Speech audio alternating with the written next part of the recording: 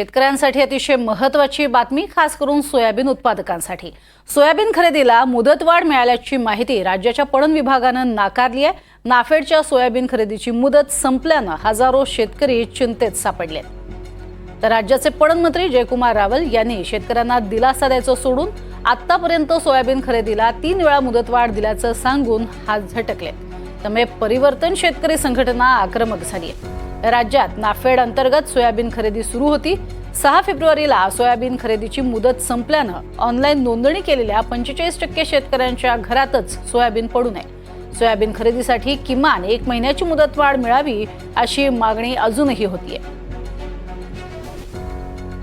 अधिक माहिती घेऊयात संतोष कांबळे यांच्याकडनं। संतोष, एकीकडे राज्य शासनानं परिपत्रक पाठवलेलं होतं, ही मुदतवाढ मिळावी अशी मागणी केलेली होती, मात्र आता स्पष्ट करण्यात येते की अशा पद्धतीनं जी काही मागणी आहे ती मागणी मान्य केली जाणार नाही असं म्हणण्यात आलेलं आहे। अधिक माहिती द्याल सुनील? नक्कीच प्रज्ञा, आपण जर पाहिलं तर यावर्षी राज्यामध्ये जे आहे सोयाबीनचं उत्पादन 60 ते 65 मेट्रिक टन जे आहे ते राज्यामध्ये उत्पादन झालेलं आहे। सरकारकडनं यावेळेस 13 लाख मेट्रिक टन जे आहे सोयाबीनची ती खरेदी केली जाणार होती, मात्र आता फक्त 7 ते 8 लाख मेट्रिक टन जे शेतकऱ्यांचं सोयाबीन आहे ते खरेदी करण्यात आलेलं आहे। आतापर्यंत जवळपास 2 ते 3 वेळा जे आहे या हमी भाव केंद्रांना जी आहे ती मुदतवाढ सरकारकडनं देण्यात आली होती।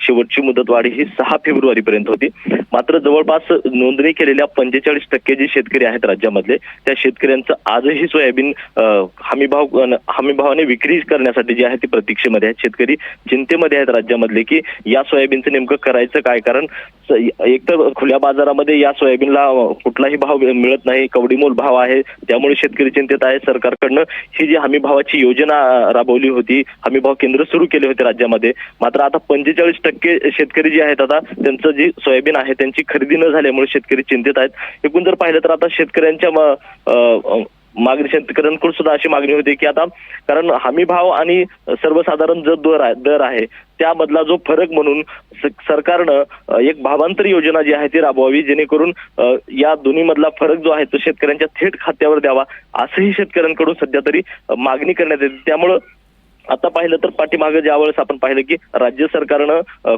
केंद्रीय कृषी मंत्रालयाला एक प्रस्ताव पाठवला होता की 6 फेब्रुवारीच्या नंतर आणखीन 15 दिवसाची मुदतवाढ जी आहे ती द्यावी अशी मागणी सुद्धा यावेळी करण्यात आली होती, मात्र केंद्र सरकारकडनं तशा प्रस्तावाला कुठलीही मान्यता जी आहे ती देण्यात आलेली नाही। त्यामुळे राज्यातले एकूण शेतकरी जे आहेत आता चिंतेमध्ये आहेत की नेमकं या सोयाबीनचं नेमकं करायचं काय, असा शेतकऱ्यांच्या समोर आता प्रश्न निर्माण झालाय।